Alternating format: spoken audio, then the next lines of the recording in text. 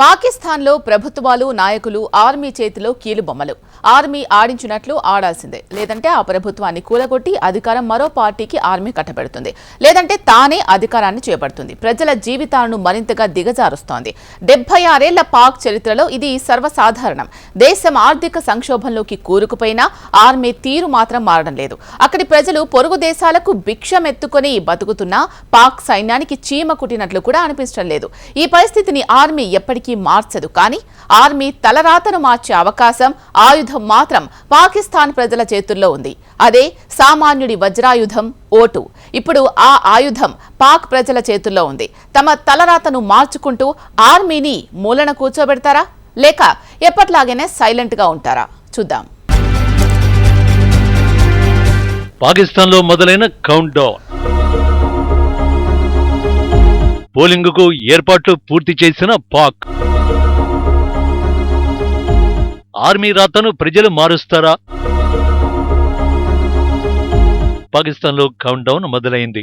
మరికొన్ని గంటల్లో పొరుగు దేశంలో పోలింగ్ జరగనుంది. ఇప్పటికే ఎన్నికల ప్రచారం ముగిసింది. ఇప్పుడు ఆ దేశ భవితవ్యం పాకిస్తాన్ ఓటర్ల చేతుల్లో ఉంది. అలానే అది నిజం కాదు. ఎందుకంటే ఆ దేశంలో సూపర్ పవర్ ఆర్మీనే. అందరికీ తెలిసిన విషయం ఏంటంటే ప్రతి ఎన్నికల్లోనూ కొందరు యుద్ధానికి దిగుతారు. పాకిస్తాన్ ఎన్నికల్లోనూ 3 వ్యక్తులు పోరాడుతున్నారు. PTI party chief Imran Khan, PMLN అధినేత నవాజ్ షరీఫ్, పీపీపీ చైర్మన్ బిలావల్ భుట్టో ఎన్నికల రణక్షేత్రంలో ఉన్నారు. కానీ ఇక్కడ రహస్యంగా మరో వ్యక్తి కూడా ఉన్నారు.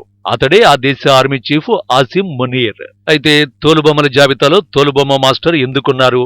సో ఆసిమ్ మునీర్ ను వదిలేద్దాం. ఇక ఇమ్రాన్ ఖాన్ జైల్లో ఉన్నాడు. ఆయన తన ప్రచారాన్ని ఆర్టిఫిషియల్ ఇంటెలిజెన్స్ తో నిర్వహిస్తున్నారు. భారీగా డీప్ ఫేక్ వీడియోలు, ఇమ్రాన్ నోట్లతో పీటీఐ ప్రచారం సాగుతోంది. మిగిలిన 2 నాయకులు ఫీల్డ్ లో గట్టి పోటీని ఎదుర్కొంటున్నారు. బిలావల్ భుట్టో చివరిగా కరాచీలో ప్రచారం నిర్వహించారు. ఓపెన్ ట్రక్కులో ఆ నగరానికి బిలావల్ వెళ్లాడు. నిజానికి బిలావల్ ప్రసంగం ఆకట్టుకుంది. బిలావల్ భుట్టో పెద్ద ఎత్తున జిల్లాలు, వీధుల్లో ప్రచారం నిర్వహించాడు. చాలా చోట్ల ప్రజలతో మాట్లాడేందుకు భుట్టో ఆసక్తి చూపాడు. కానీ చివరి రోజు మాత్రం దేశాభివృద్ధికి సంబంధించిన అంశాలపై బిలావల్ ప్రసంగించాడు. దేవుడి దయతో అధికారంలోకి వస్తే ప్రజల ఆదాయాన్ని రెట్టింపు చేస్తానని బిలావల్ వెల్లడించారు. పేదలకు 300 యూనిట్ల లోపు సోలార్ విద్యుత్ ఉచితంగా ఇస్తామన్నారు. అంతేకాదు పాకిస్తానీలకు 30 లక్షల ఇళ్లు కట్టిస్తామని భుట్టో హామీలను గుప్పించాడు. నిజానికి ఇలాంటి హామీలు నవాజ్ షరీఫ్ ఇవ్వలేదు. గత ఏడాది వరకు షరీఫ్లకు బిలావల్ భుట్టో మిత్రుడిగా ఉన్నాడు. ఇరువురు కలిసి ఇమ్రాన్ ఖాన్ పార్టీని కూలగొట్టారు.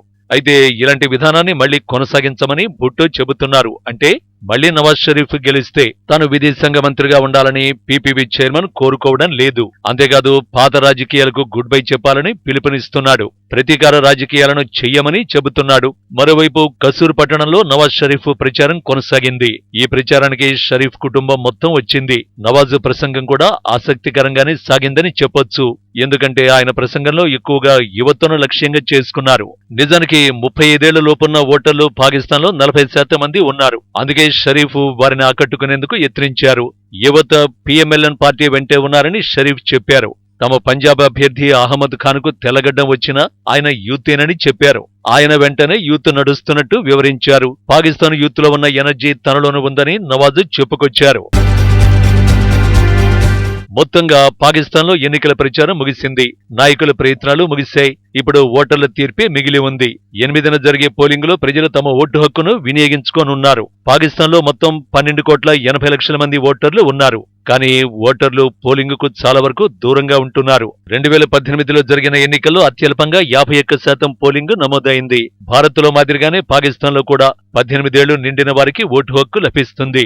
పాకిస్తాన్ నేషనల్ అసెంబ్లీకి జరుగుతున్న ఈ ఎన్నికల్లో 266 పార్లమెంటు స్థానాలకు మొత్తం 5,121 మంది అభ్యర్థులు పోటీ పడుతున్నారు. వారిలో 4,806 మంది పురుషులు కాగా 312 మంది మహిళలు, 2 ఇతర అభ్యర్థులు బరిలో ఉన్నారు. 5,000 మందిలో కేవలం 312 మంది మాత్రమే మహిళలు పాల్గొంటున్నారు. అంటే మహిళలు పెద్దగా ఎన్నికలపై ఆసక్తి చూపకపోవచ్చు, లేదంటే పురుషాధిపత్య ధోరణి కూడా అయ్యుండొచ్చు. ఇక 167 పార్టీలకు చెందిన అభ్యర్థులు ఈ ఎన్నికల్లో పోటీ పడుతున్నారు. పాకిస్తాన్లో 90,000 పోలింగ్ స్టేషన్లు ఏర్పాటు చేశారు. వాటిలో 46,000 పోలింగ్ స్టేషన్లు సున్నితమైనవిగా, 18,000 పోలింగ్ స్టేషన్లు అత్యంత సున్నితమైనవిగా నిర్ధారించారు. ఈ 18,000 పోలింగ్ స్టేషన్లు అత్యంత రిస్కీ ప్రాంతాలన్నమాట. అక్కడ ఉగ్రవాదుల దాడులు జరిగే ప్రమాదం పొంచి ఉంది. దీంతో ఆయా ప్రాంతాల్లో పెద్ద ఎత్తున భద్రతా దళాలను మోహరించారు. మొత్తంగా పాకిస్తాన్ ఎన్నికలకు 6,50,000 మంది భద్రతా దళాలను కేటాయించారు. ఇదిలా ఉంటే పాకిస్తాన్ ప్రస్తుతం 3 సమస్యల భూతాలు వెంటాడుతున్నాయి. అందులో మొదటిది పాకిస్తాన్ ఆర్థిక వ్యవస్థ.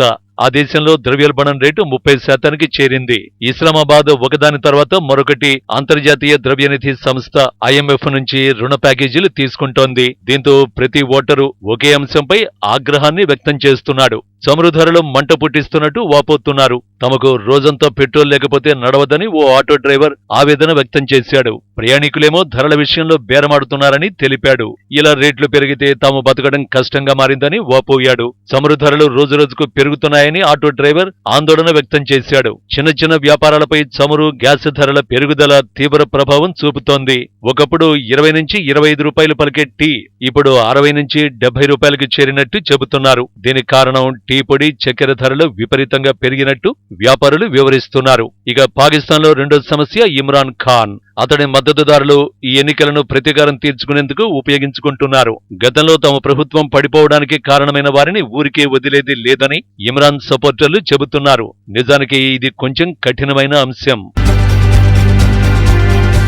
ఎన్నికల గుర్తు బ్యాట్ ను ఇమ్రాన్ పార్టీ కోల్పోయింది. దీంతో ఎక్కువ శాతం PTI అభ్యర్థులు స్వతంత్రులుగా పోటీ చేస్తున్నారు. వారి మద్దతు అత్యంత కీలకమైనది. ఇక మూడో సమస్య ఏంటంటే రిగ్గింగ్. గ్యాలప్ అనే సంస్థ 1000 మంది యువతతో సర్వే చేసింది. 70% మందికి పాకిస్తాన్ ఎలక్షన్ కమిషన్ నిర్వహిస్తున్న ఎన్నికలపై విశ్వాసమే లేదు.